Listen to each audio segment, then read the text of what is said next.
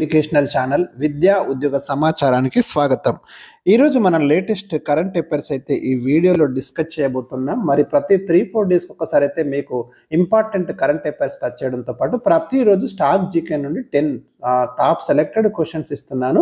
ఇవాళ 117వ వీడియో మీ ముందుంది. చూడండి, చాలా లేటెస్ట్ ఇంపార్టెంట్ కరెంట్ అఫైర్స్ ఉన్నాయి. రాబోయే మీకు డిఎస్సి ఎగ్జామ్ కోసం కానివ్వండి, ఆర్ఆర్బి గ్రూప్ డి కోసం కానివ్వండి, మోస్ట్ ఇంపార్టెంట్ క్వశ్చన్స్ అండి. ఏ ఒక్కటి కూడా మిస్ కాకండి. ప్రతి వీడియో అయితే మీరు చూడండి.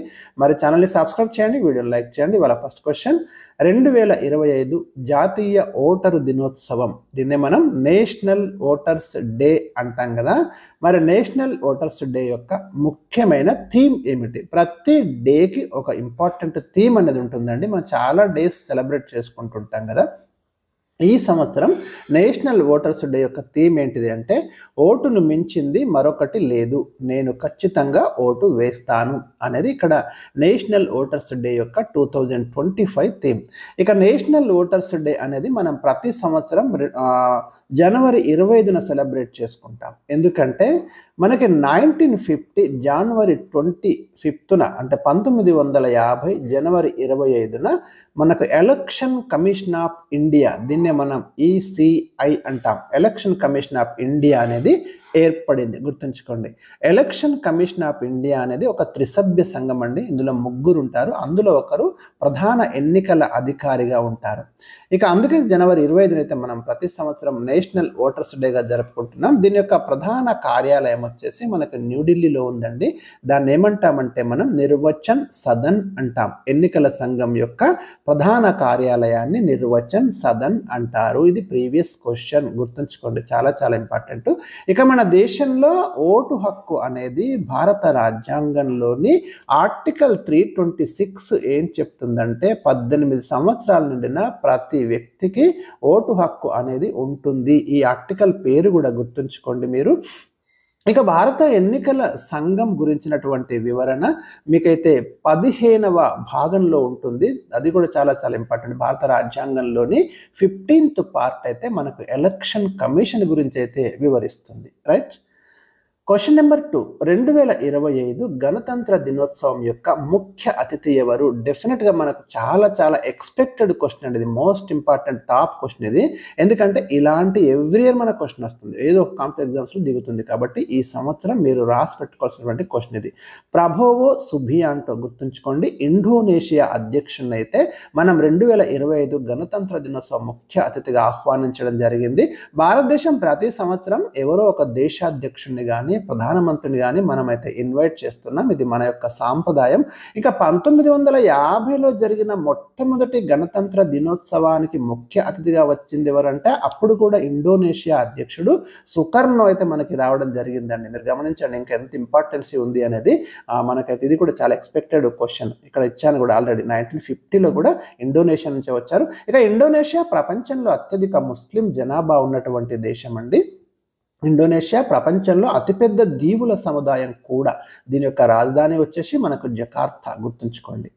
క్వశ్చన్ నెంబర్ 3, 2025 గణతంత్ర దినోత్సవ వేడుకలు ఎక్కడ నిర్వహించారు? రైట్, కర్తవ్య పథలో నిర్వహించారండి. జనరల్గా ఇది కూడా మనకు కొన్నిసార్లు అయితే మనకి గుర్తుండదు జనరల్గా. ఏంటంటే ఎక్కడ నిర్వహించారన్నప్పుడు కొంతమంది ఎర్రకోట అనే ఆన్సర్ చెప్తారు. అది తప్పండి, కర్తవ్య పథ్. ఎందుకంటే ఇండిపెండెన్స్ డే సెలబ్రేషన్స్ ఏమో ఎర్రకోటలో నిర్వహిస్తారు, కానీ ఇది మాత్రము అంటే మన గణతంత్ర దినోత్సవ వేడుకలు అయితే కర్తవ్య పథలో నిర్వహిస్తారు. ఇంతకుముందు దీన్ని రాజ్పథ్ అని పిలిచేవాళ్ళండి.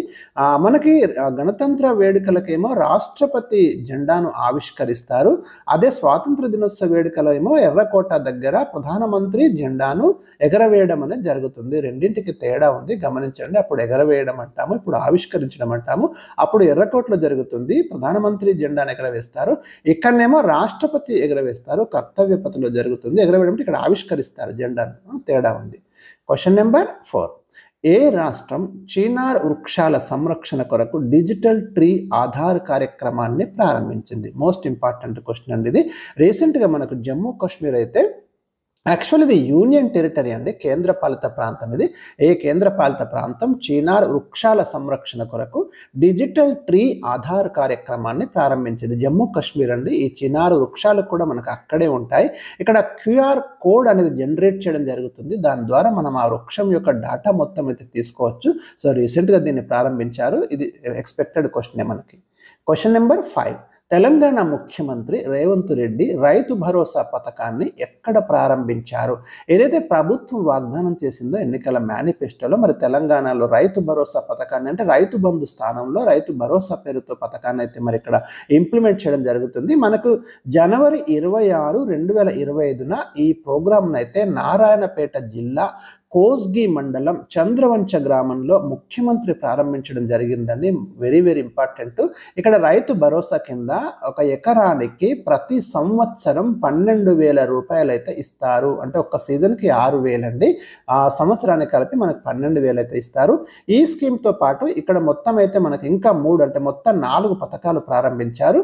ఒకటేమో రైతు భరోసా, 2 రేషన్ కార్డులు, 3 ఇందిరమ్మ ఇల్లు, 4 ఇందిరమ్మ ఆత్మీయ భరోసా.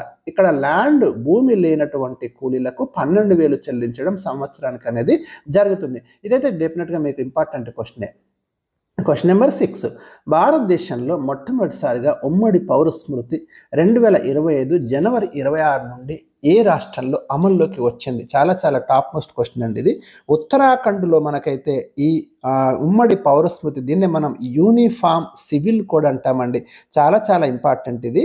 అంటే అన్ని మతాల వారికి ఒకే రకమైనటువంటి న్యాయాన్ని తీసుకురావడం అనేది ఇక్కడ మనం ప్రధానంగా గమనించవచ్చు.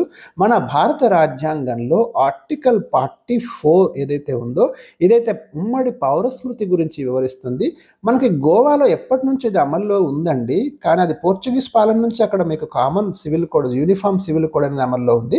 అయితే స్వాతంత్రం వచ్చిన తర్వాత భారతదేశంలో ఒక రాష్ట్రంలో యూనిఫామ్ సివిల్ కోడ్ తీసుకురావడం అనేది ఇది ఫస్ట్ టైం అండి. ఇప్పుడు అక్కడ ముఖ్యమంత్రిగా ఉన్నది ఎవరంటే పుష్కర్ సింగ్ ధామి, బీజేపీ అండి.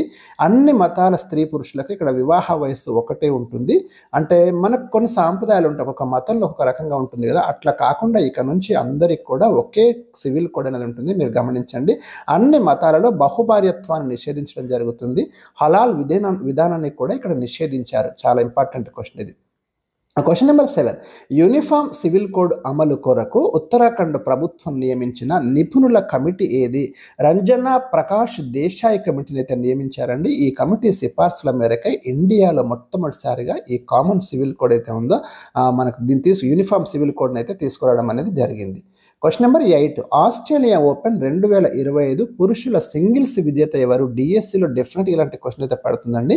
యానిక్ సినేర్ అండి, ఇటలీకి చెందిన యానిక్ సినేర్ మనకు ఆస్ట్రేలియా ఓపెన్ 2025 పురుషుల యొక్క సింగిల్స్ విజేత. గుర్తుంచుకోండి. ఎవరి మీద అంటే అలెగ్జాండర్ జ్వెరేవ్ జర్మనీపై విజయం సాధించడం జరిగింది. Question number 9. 2025 గణతంత్ర వేడుకలలో ఎంతమందికి పద్మ విభూషణ్ ప్రకటించారు? వెరీ ఇంపార్టెంట్ అండి. మనకి పద్మ అవార్డ్స్ అంటాం కదా, మొత్తం 139 మందికి పద్మ అవార్డ్స్ ఇచ్చారండి. దాంట్లో పద్మవిభూషణ్, పద్మభూషణ్, పద్మశ్రీ అని 3 కేటగిరీలు ఉన్నాయి. మీరు ఇక్కడ చూడండి, నేను ఇక్కడ లిస్ట్ అయితే ఇచ్చాను మీకు.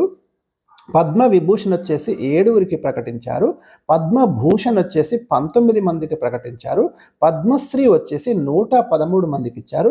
మొత్తం పద్మ అవార్డులు ఎంతమందికి ఇచ్చారంటే 139. ఈ ఫిగరే అడుగుతాడండి ఒక్కొక్కసారి, ఎంతమందికి పద్మ అవార్డులు ప్రకటించారు అంటాడు. గుర్తుంచుకోండి, చాలా చాలా ఇంపార్టెంట్. ఇక పద్మ విభూషణ్ ఎవరికి ఇచ్చిందో ఒక్కసారి మనం ఇక్కడ చూద్దాం. 7 ఇచ్చారు కదా, దాంట్లో తెలంగాణ నుంచి ఉన్నారు. దువ్వూరి నాగేశ్వర్ రెడ్డి, వైద్యం, తెలంగాణ. చాలా చాలా ఇంపార్టెంట్ అండి, ఎక్స్పెక్టెడ్ క్వశ్చన్.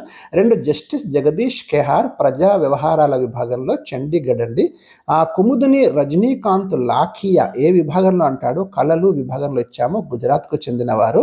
4 లక్ష్మీనారాయణ సుబ్రహ్మణ్యం, కర్ణాటకకు చెందినవారు. ఏ విభాగం అంటే కళలు విభాగంలో పద్మ విభూషణ్ ఇచ్చారు.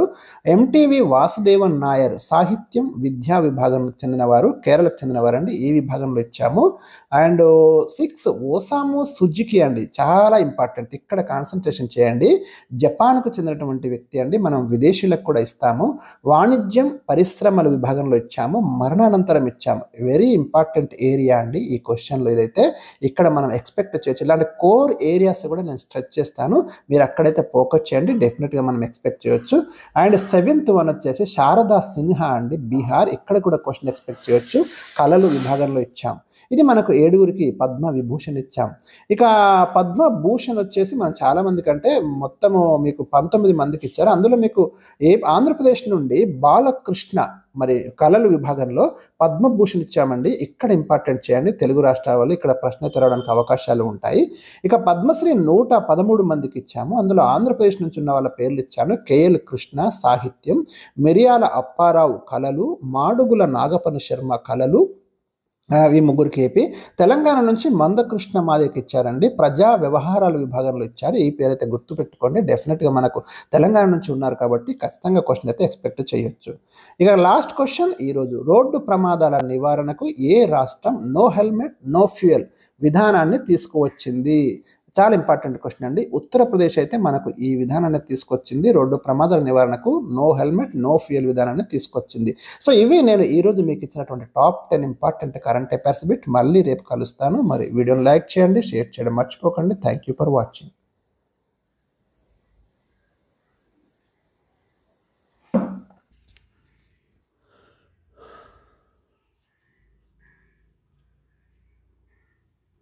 అయ్య బాబోయ్, అయ్య బాబోయ్.